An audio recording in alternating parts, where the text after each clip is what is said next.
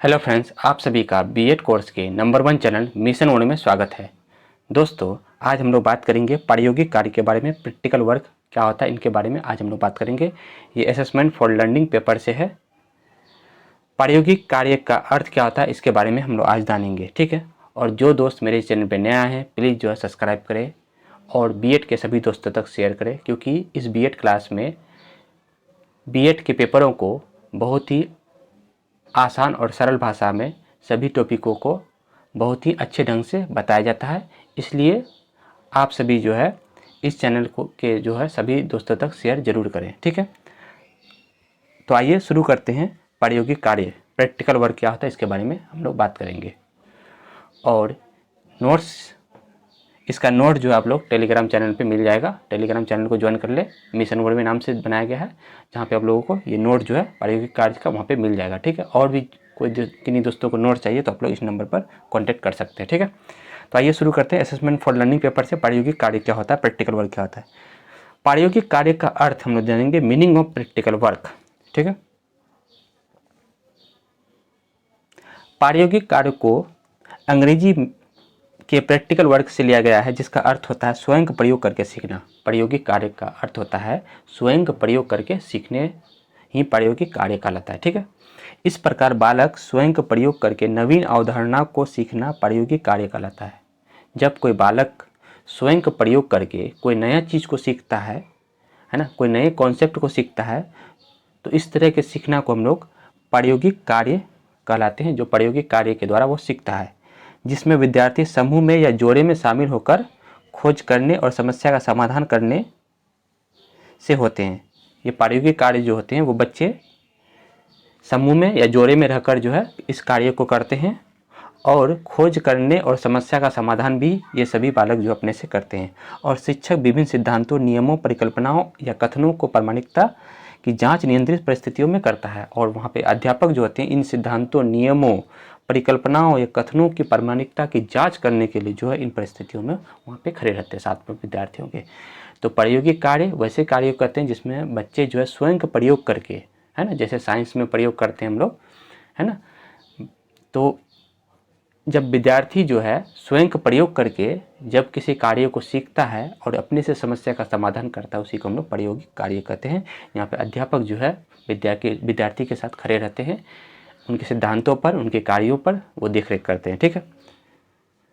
प्रायोगिक कार्य कक्षा में, प्रयोगशाला में, कक्षा के बाहर किसी भी परिवेश में किया जा सकता है। प्रायोगिक कार्य जो है कक्षा में भी करते हैं या कक्षा के बाहर भी हम लोग प्रायोगिक कार्य को कर सकते हैं, ठीक है। इसमें यह आवश्यक नहीं कि प्रायोगिक सामग्री प्रयोगशाला के ही हो। ऐसा कोई बात नहीं कि प्रयोग जो हम लोग कर रहे हैं वो प्रयोगशाला की ही सामग्री हो तो हम लोग कक्षा में कर सकते हैं। कक्षा के बाहर भी हम लोग कई सारे प्रायोगिक कार्य कर सकते हैं, ठीक है। बालक परिवेश से भी सामग्री एकत्रित कर सकता है। बालक जो है अपने परिवेश से, अपने वातावरण से, अपने आसपास से जो है कई सारे सामग्रियों को, कई सारी वस्तुओं को अपने प्रयोग के लिए इस्तेमाल कर सकते हैं, ठीक है। प्रयोग करके बालक स्वयं निष्कर्ष निकाल कर अवधारणा विकसित कर सकता है, और इसी प्रयोग करके जो है बालक अपने जो है नए कॉन्सेप्ट को, नए अवधारणाओं को वो क्या कर सकता है, विकसित कर सकता है। और ये प्रायोगिक कार्य जो है बहुत ही अच्छा कार्य कहा जाता है, जिसके द्वारा बालक बहुत ही आसानी से और अच्छे ढंग से जो है वो सीख जाते हैं। इस कार्य में बालकों को किसी प्रकार का बंधन, समय, है ना, तनाव में नहीं रखा जाता है, बल्कि यह बालक कार्य स्वतंत्र होकर करते हैं, है ना। यानी कि प्रायोगिक कार्य जो क्या था, बालकों को किसी प्रकार का तनाव में नहीं होना चाहिए या किसी प्रकार का बंधन सीमा में नहीं रखना है। इन्हें जो है वातावरण मुक्त जो है, इन्हें स्वतंत्र रूप से प्रायोगिक कार्य देना है, ठीक है, तब ये बालक सीखते हैं। अब हम लोग बात करते हैं प्रायोगिक कार्य की विशेषता यानी गुण, मेरिट ऑफ प्रैक्टिकल वर्क। प्रायोगिक कार्य की जो है गुण निम्नलिखित है, विशेषताएं निम्नलिखित है। एक नंबर में है प्रायोगिक कार्य एक मनोवैज्ञानिक विधि है। प्रायोगिक कार्य क्या है, एक मनोवैज्ञानिक विधि है, ठीक है। दूसरा नंबर, प्रायोगिक विधि उच्च कक्षाओं के लिए विज्ञान के सर्वश्रेष्ठ विधियों में से एक है। प्रायोगिक कार्य जो करते हैं हम लोग उच्च कक्षाओं में करते हैं, ठीक है। जैसे उच्च विद्यालय में करते हैं, ठीक है, उच्च विद्यालय में शुरू हो जाता है, और उच्च कक्षाओं में विज्ञान को सर्वश्रेष्ठ विधियों में प्रायोगिक कार्य को रखा गया है, उनमें से एक है। ठीक है, तीसरा नंबर में है प्रायोगिक कार्य से बालकों में वैज्ञानिक दृष्टिकोण या अभिवृत्तियों का विकास होता है। इसके द्वारा जो है बालकों का क्या होता है, वैज्ञानिक दृष्टिकोण, विज्ञान के प्रति इनकी जागरूकता बढ़ती है। ठीक है, और प्रयोग द्वारा बच्चे जो है बहुत ही अच्छे से सीखते हैं। ठीक है, आनंद भी उसको महसूस होता है।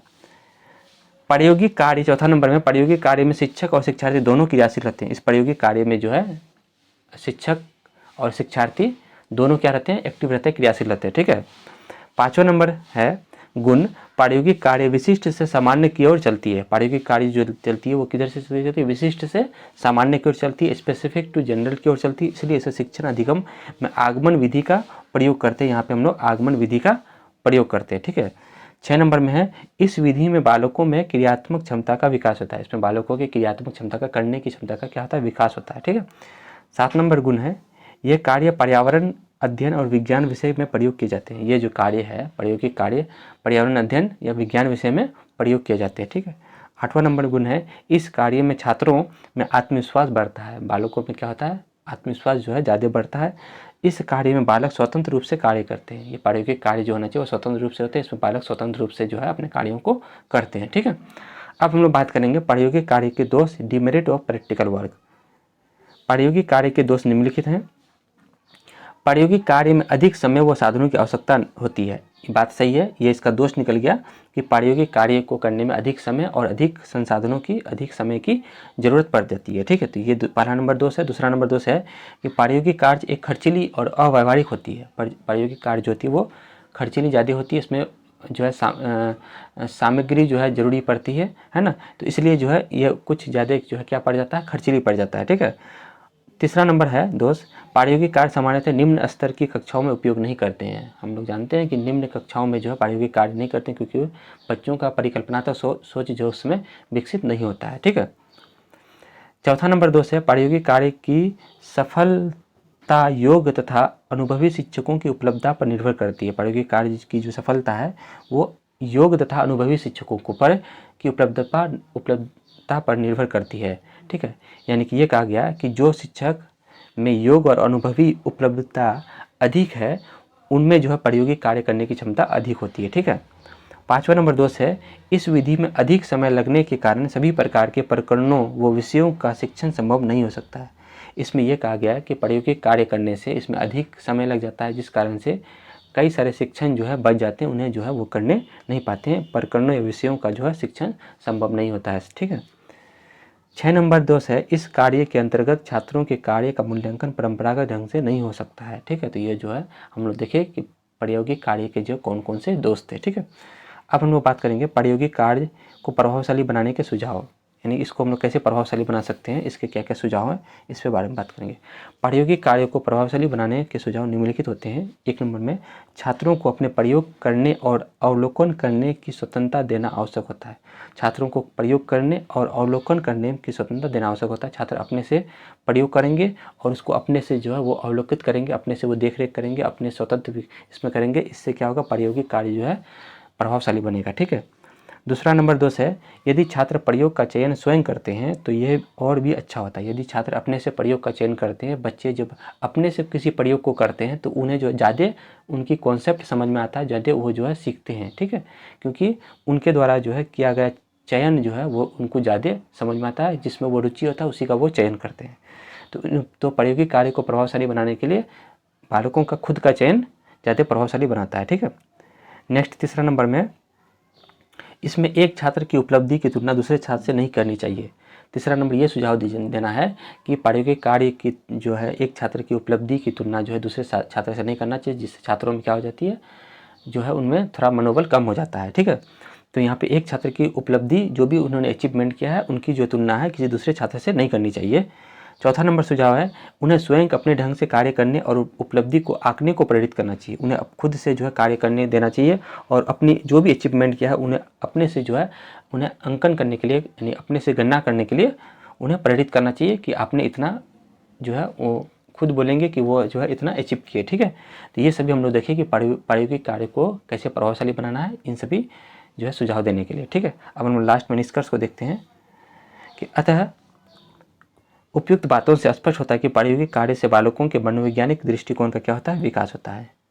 तो यहाँ पे हम लोग देखिए प्रायोगिक कार्य यानी प्रैक्टिकल वर्क क्या होता है, इसके बारे में हम लोग को समझ में आया। ठीक है, तो प्रायोगिक कार्य का अर्थ होता है स्वयं प्रयोग करके सीखने वाले कार्य को हम लोग प्रायोगिक कार्य करते हैं। असेसमेंट फॉर लर्निंग का टॉपिक था। ठीक है, उम्मीद करते हैं आप लोग को समझ में आया। इसी तरह से मेरे चैनल पर बने रहें और नए वीडियो में नए टॉपिक के साथ मिलते हैं। तब तक के लिए धन्यवाद।